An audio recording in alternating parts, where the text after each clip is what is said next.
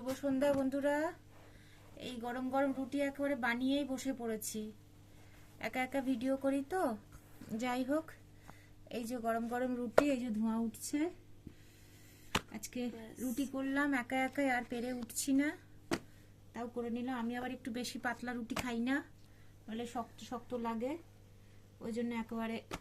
অবশ্য ঠান্ডা হয়ে যাবে। থাক, তিনটে নিয়েছি, থাক। তোকে আর একটা দিয়ে দি, পেট ভরে খেয়ে নে। এই যে রুটি এরকম ভাবে চাপা দিয়ে রাখি, নতুন রুমালেগুলো বেশি করে নিয়ে আটা মেখে রেখেছি, সকালে আবার করব। বন্ধুরা, এই আলুর রেসিপিটাই একসাথেই আছে, ভিডিওটা দেখে নেবেন।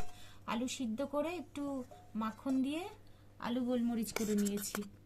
কিচ্ছু না, শুধু বাটার, গোলমরিচ আর সরি, পড়ে গেল, কাঁচা লঙ্কাও আছে, মুখে স্বাদ লাগবে।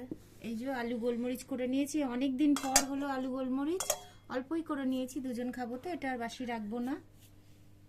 সঙ্গে একটা বইও দেখছি। उसने दरवाजा यूं बंद किया कि मेरा अंगूठा तो कुछ नहीं जाता। शायद इससे ज्यादा हम कुछ कर नहीं सकते। দেখছি এই রাতে। আর এই যে আমার মা বসে আছে, আমার মেয়ে, বড় মেয়ে, বাড়ির বড় মেয়ে, ওর বাচ্চা ওদিকে ঘুমাচ্ছে।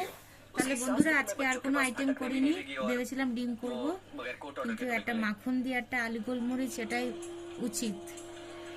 যাই হোক, ভিডিওটা ভালো লাগলে লাইক করবেন বন্ধুরা। আজকে তো রুটি দেখলেন, রুটি আর আলু আলু গোলমরিচ। যাই হোক, আজকে আর বেশি দেরি হয়নি খেতে, তাড়াতাড়ি খাওয়া হয়ে গেছে। যাই হোক, আজকের মতন শুভরাত্রি। আপনারা সকলে ভালো থাকবেন, সুস্থ থাকবেন। Good night.